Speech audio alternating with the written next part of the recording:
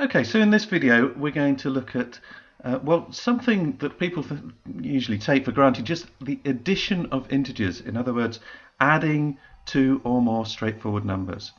So let's just start with two numbers plucked out of the air. Let's say 67 plus 48. And what I'm going to do is I'm going to just add these up in a second. I'm also going to do some estimation because that's a very important principle for us to follow. And I'm going to look at a few kind of tricks to make things simpler so that we don't make mistakes. Okay, so the idea is not to rush this, but to make sure that whatever we're doing, we understand what we're doing, and therefore there are no slippages and we get the right answer. All right. So let's start with having a look at what we've got here. 67 and 48. Well, if we estimate an answer here, so let's just change the colour of the pen. I'm going to put estimation up here somewhere. So we're just right over here in a corner. Estimate 67 and we'll estimate 48. So what we're doing, in fact, is saying 67 is approximately equal to 70. And 48 is approximately equal to, if we round that up as well, 50. Therefore, 70 add 50, we should expect an answer in the region of 120. It's going to be a bit of an overestimate, so our answer is probably going to be a bit lower because we rounded up here and we rounded up here as well. But it only took us a few seconds to do that estimation. We've got it there in the corner, and that's going to give us a check at the end to make sure we have got the right result, we haven't made a mistake. Okay, so 67 and 48. Now I'm going to show you two horizontal methods to start with. So my first part here is going to be looking at horizontal methods. 67 and 48 is quite difficult to do mentally, to think about mentally. So the very first thing I'm going to suggest we do is change the numbers. What if I added 3 to 67 like this? So 67 has, if you like, increased, it's gone up. And if I do that to the 67, then I'm going to do the same to the 48, but it has to go down. Okay? If that went up, that one's got to go down so that the value stays the same. So I subtract 3 from the 48 here. Now I can rewrite this. 67 add 3 is 70, and 48 subtract 3 is 45. And now what have I got? I've got numbers that are a lot simpler for me to deal with than the 67 and the 48 that I had originally. Okay? So it doesn't take long to do this. In fact, I'd probably skip this step and just go straight for 70 add 45. But I'm writing this out so you can see what we're doing here. Either side of an addition sign, we're going to add 3, then subtract 3. So do the inverse on either side of the sign. If we'd have subtracted, say 7 here, which would have been possible, bring it down to 60, then we'd have added 7 here to bring it up to 55. Okay, now one thing we might want to do here, for example, is we might want to say, well, 70 add 45 is still difficult for me to do mentally. It's easier than 67 add 48, but what if I added 30 to there? So I'm going to just do that to show you how we don't necessarily need to do this step. So I add 30 here to get 100. I say to myself, well, I added 30 to 70 to get 100, so I take 30 off 45, giving me 15, and now I've got my answer, 115. And in fact, if I check against my estimate, we can see that 115 is the right answer, because remember this was an overestimate. 115, that's going to be right. Okay. So that's about, sometimes I call it upping and downing, or just changing the numbers, changing the rules of the game, if you like, that we were given. There's no reason to stick with 67 and 48 if we know how to just adjust things to create an easier problem and be more sure about the result. What other things could we do? Well, something that's really useful is to split numbers apart. So 67 plus 48 could also be rewritten 60 plus 7, okay, 67, 60 plus 7, plus 40 8, so 40 plus 8. In other words, what we're doing is we're approaching, in fact, the column method. We're splitting this up into tens and ones. Now we can commute. So what does that mean? Well, commute means simply changing the order. What I'm going to do is take my 40 here and bring it up next to the 60, because they're both tens. That seems to be a sensible thing to do. And if I take my 7 to join the 8, all I've done is change the order of this, and I'm allowed to do that with addition and multiplication. It's not going to change the result in the same way as up here, adding to one side and subtracting the same number to the other doesn't change the result. So now what have I got? 60 add 40 is 100. Okay, 7 add 8 is 15.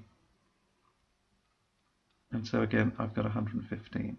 I could have written that out again. I could have written 60 add 40 add 7 add 8, but I skipped a step and went straight for, well, 60 added to 40 is 100, 7 add 8 is 15, and I got my answer. All right, so those are two horizontal methods. Let's now look at the column methods. So this is where we take our numbers, 67 and 48 in this instance, and we put one above the other. Let's go for the standard algorithm first. So probably one you know already. We simply add the ones column, then we move to the tens column, and we do a bit of carrying. So we're going to go from right to left using the standard algorithm. Okay, so 7 add 8, 15. We put the 5 down and carry the 10. That becomes a 1. So there's our 15. So now in the tens column we've got 6 add 4 add 1. That's 11. So we write our 11 down, and there's our result. So the standard algorithm, very useful, very, very quick. But the problem with it is that very often people don't know why they're doing this carrying, for example. They don't really understand the method, they're just following it mechanically, and that can lead to mistakes. So let's use something called the expanded method to see what's actually going on here. Now the expanded method is when we move left to right. Don't have to move left to right, but it's a good idea. So let's have a look. 60 add 40 then. So first of all, in the expanded method, we have to be sure that what we're doing, we're not adding 6 and 4, we're adding 60 add 40. And we need here to be particularly careful about that. So 60 add 40 is 100, and so we would write that down carefully like that. Then we've got 7 add 8, which is the 15, and we'd write that again carefully into the columns. And now, of course, we can add 100 and 115 very easily to give us our answer, 115. Now, the usefulness of the column method will become clearer when we look at a different calculation. So I'm going to move on now to some larger numbers. Let's see, let's try 483. That should work. And 768. There we go. So again, before we complete any problem, it's a really good idea to estimate. So estimate, just to make it clear if anybody's checking our work, but that's what we're doing over here. So estimating 483 and 768. Well, 483, if I'm looking at that, that's going to round up, it's pretty close to 500, so it's approximately equal to 500. 768, I could round it up to 800, but I prefer to round down because I rounded up here, so it's approximately equal to, I'll do a mid value, 750. And that's going to give me an estimate, well, 500 plus 750, I can do mentally, it's 1,250. And I'm expecting that to be fairly close to the actual result because I rounded up and rounded down. So I'm hoping that it's going to hit this fairly closely. Okay? Now, if we again go for our standard algorithm to start with, so we're going from right to left. 3 add 8, now we can commute that because it's easier to add 3 to 8. So I'm going to say that's 8 add 3, so we're just counting on. Okay, so 8 add 3. 8 add 3 is 11, so 1, carry 1. Now we've got 8 add 6, that's 14, add 1, 15, so 5, carry 1 into the hundreds column. 4 add 7 is 11, add 1 is 12, so our answer, we think, working mechanically in the standard algorithm, is 1250. Sorry, 1251, which is very close indeed to 1250. So that's a nice reassuring check that we haven't made any mistakes, which we can easily do using column methods, if we put things in the wrong column and so on. Now let's use our expanded method, which will help us see, it's a perfectly legitimate method to use, but it'll also help us see what's going on here with all of this carrying. So writing it out again, 483, add 7, 6, 8, but this time going from left to right. So expanded method, because we're going to expect several lines here. We're not just going to squash it all together like we do in the standard algorithm. So we'll start with our hundreds, we move to our tens, and then finally we'll end up with the ones, and then we'll do some more addition of adding those things together until we get to our result. So starting with the left-hand column, we've got 400, add 700. So not 4 add 7, but 400 add 700. Okay, or 700 add 400. And that will be 1100. Now we've got 80, add 60, so that's 140. And then we've got 8, add 3, giving us our 11 here. Okay, but what's happened here is the sort of thing that was going on, in fact, in the standard algorithm. In other words, what we've got here is some carrying. But it's just that we're not using this little subscript here, the little ones here, to do it. So what's happened is when we've added 400 and 700, we've ended up with 1100, but in fact 1100 is 1100.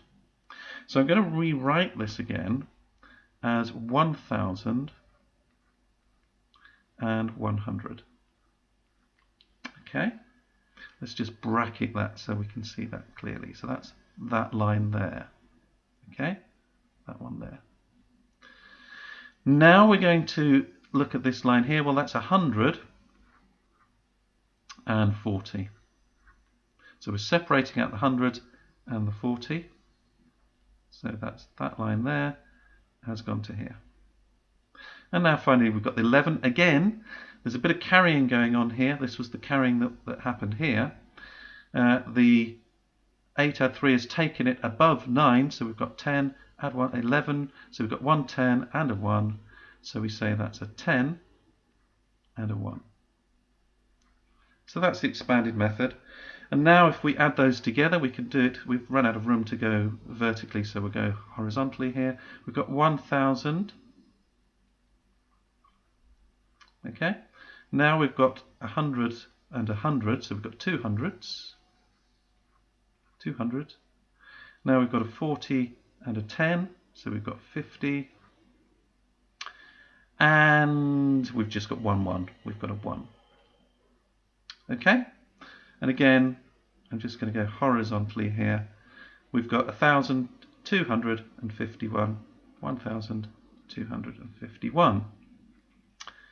So we've got the right result using the expanded method, and hopefully you can see what the expanded method, it kind of makes transparent or visible what's going on in the more compressed standard algorithm. Anyway, in the second part of the video, we're going to look in a little bit more detail about how these methods work. But for now, I hope that's a helpful run through of some of the methods we can use when we're adding two integers.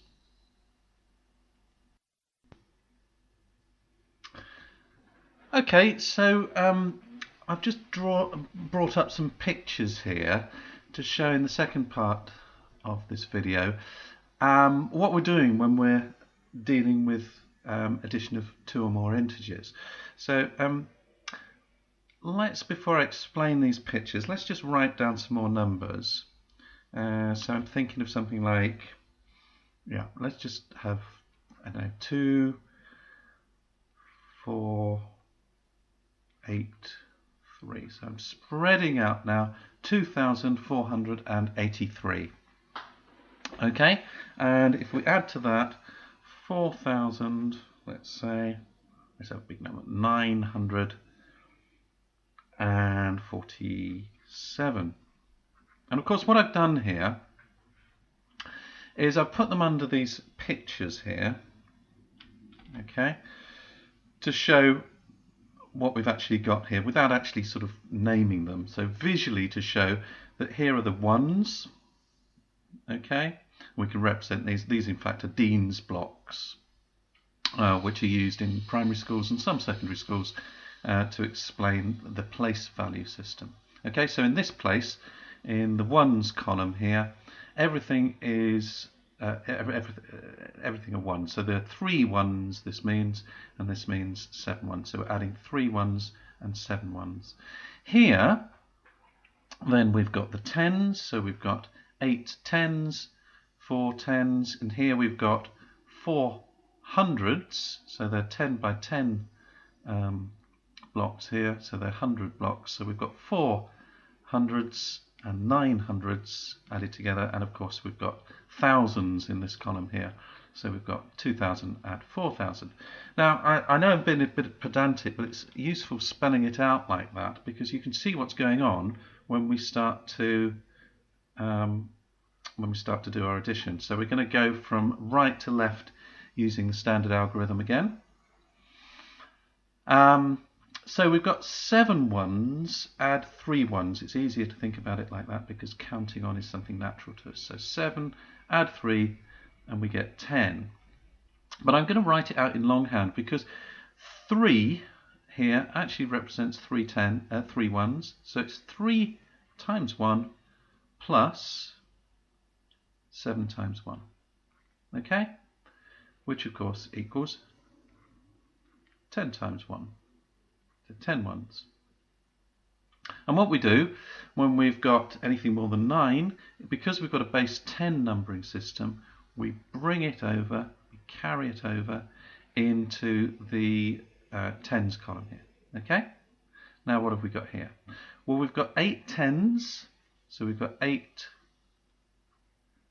tens. I'm going to just bracket that off, in fact, just to see it more clearly. And we've got 4 tens.